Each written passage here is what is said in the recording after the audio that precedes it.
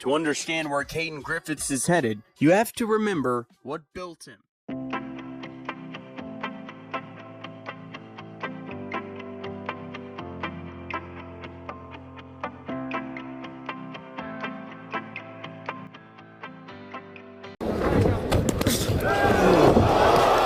It starts at 4 years old, a dad in Pennsylvania teaching his son a basic 1-2.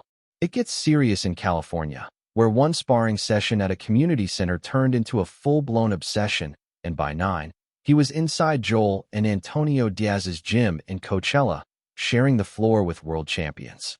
That is the foundation, but what raw gym footage and stats can't show you is what was already going on inside the kid's head. I just started boxing every day. I was like, Dad, can we go to the gym? Can we go to the gym? He's like, you really want to go? I was like, yeah. So I've been going every day since for almost 5 years now. He didn't just watch Gennady Triple G Golovkin. He renamed himself after him. Just watched him, and I actually made my nickname Triple T. Triple T, yeah. I like that. So those are my favorite fighters. And his coach has known about the dream from day one.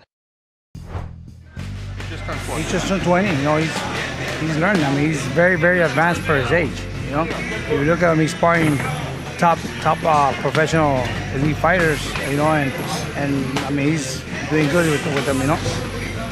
He was a young kid. He told me he wants to be a superstar. He was a big fan of Triple G.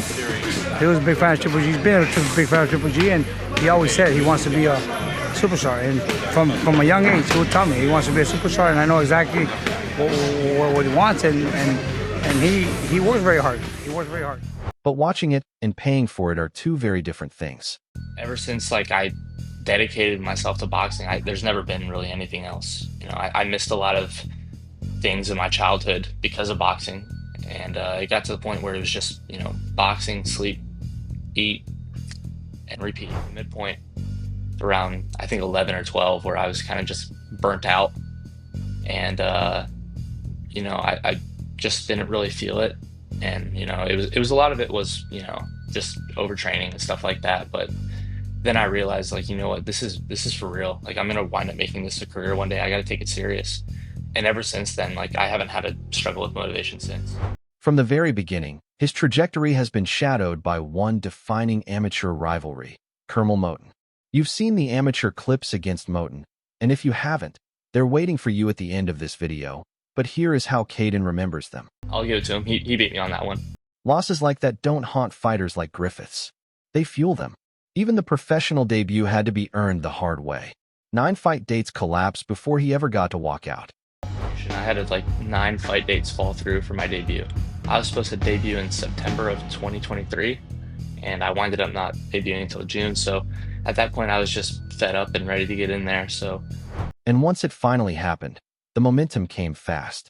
6 straight knockouts, a Golden Boy contract, a hometown crowd that started showing up just to watch him hurt people. It's been a long journey to get here, and it's just getting started. And yeah, I just want to say thank you to everybody. 6 wins, 6 knockouts, a prospect on rails. And then January 2026 happened, and for the first time in his professional career, Caden Griffiths heard the final bell. Fight week against Lester Espino didn't start with pad work. It started with doctors. Dude, this thing looks a lot worse than it is. We got it checked by like 3 different doctors because, like, you know, we just want to make sure and everything. And then when we were at the kind of like commission doctor, he's like, look, it looks good. Or, well, it doesn't look good, but, like, you know, as far as the functionality and everything is good. But the blood in the eye does look like an ifema. So we went to an ophthalmologist, and he was like, dude, it's literally just a bruise. Like, you can get it from sneezing too hard. Cleared to fight. But as you're about to see, this was not a healthy Caden Griffiths walking in that night. The preparation looked the same as always. Late film study on the opponent. Watching my opponent, just doing some last minute kind of research on him. The corner's instructions were simple. Be patient. Be smart. Make him pay for every single mistake. Be very, very careful. Nice defense, but be fucking smart, okay? Wide open, and always make him pay for his mistakes. Invite him in, rail him in, catch him with a good shot. And in the locker room, gratitude before violence. I just want to say thank you to everybody that's here. Everybody that's part of my team. 10 minutes. Thank you. I wouldn't be here without you guys. There's no broadcast tape in this one, but the corner audio tells you exactly who controlled the fight round after round. Watch the head. Watch the head. Good? Go. Just watch that uppercut and close range.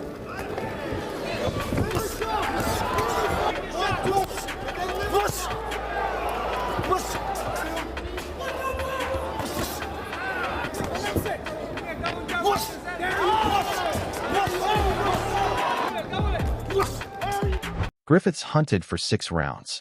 He hurt him. He even dropped him. But the shot that ends nights early never came.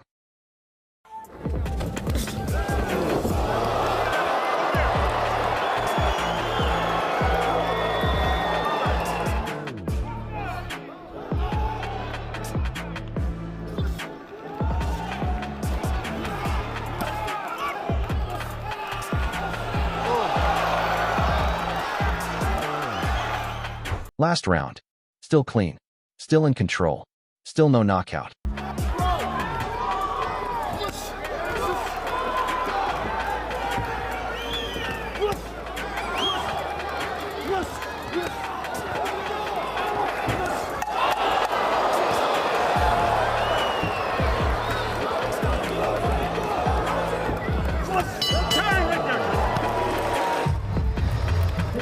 And for the first time as a professional, Caden Griffiths had to wait on the scorecards.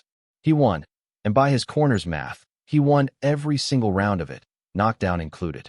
Most prospects would call that a perfect night at the office. Watch his face. This is not what winning is supposed to feel like. It is what it is. We gotta win. It's a victory. It's W in the book, but yeah. It's not the one that we wanted, but it's the win that we gotta deal with. So at least it's a win, not an L, you know? We dropped them. Every time I would hurt him, I would be too patient and I would let him off the hook.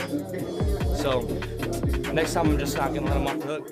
We expect dominance all the time. Even wins, we're not happy. But we still win, so we'll take it. I'm pretty sure I could have knocked him out and I still would have been pissed. So. Months later, he finally admitted what was really going on that week. There's a lot of factors that went into it. I was sick. I wanted to cut my hand in the second round. It was just a bad night. Okay. Sick, a damaged hand, and still not a single round lost. But that's not how he scored it. I watched it 100 times in like a week, and I was like so mad at myself. 7-0 and furious about it.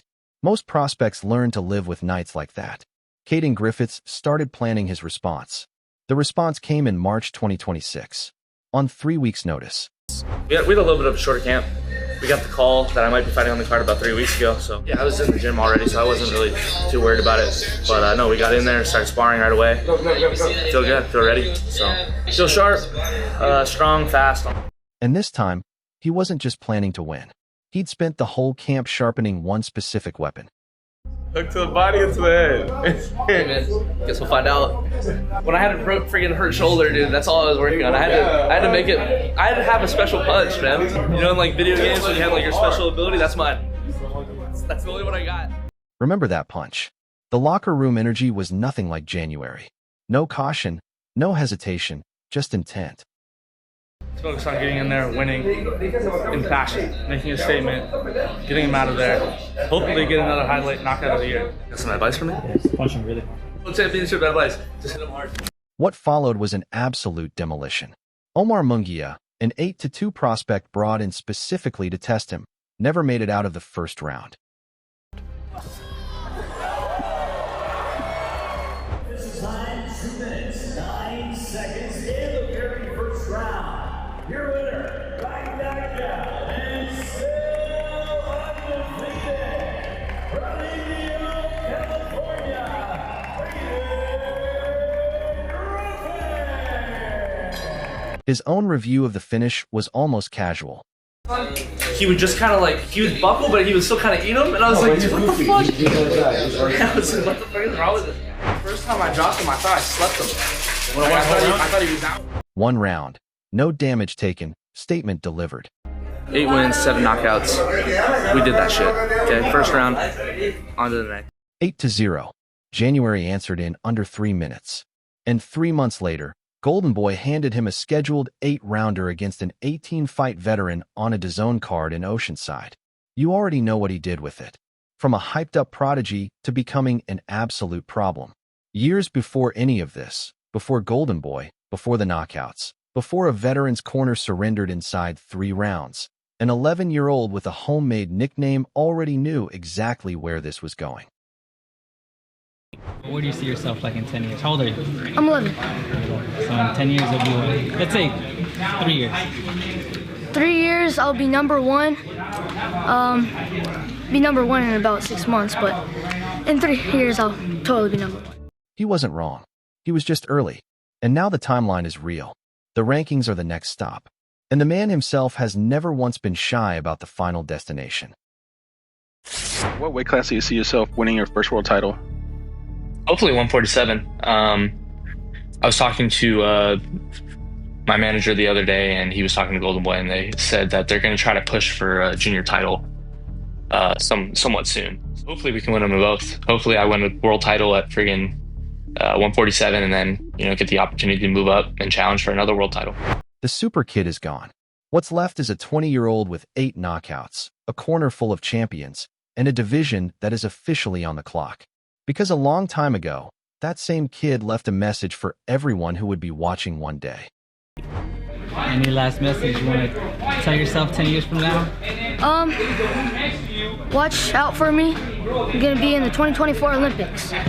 So, 2024 Olympics, champion at whatever weight class I'm going to be at in the pros. I'll be watching. He said, watch out. Consider this your warning. Caden Griffiths' rise didn't start here, and it certainly won't end here. The Diaz gym, the Moten Wars, the knockout streak. It was all just the prologue. 8 knockouts down, but Caden Griffiths is just getting started. He told us to watch out for him, and now the world is watching. Like, subscribe, and stay tuned. The best is yet to come.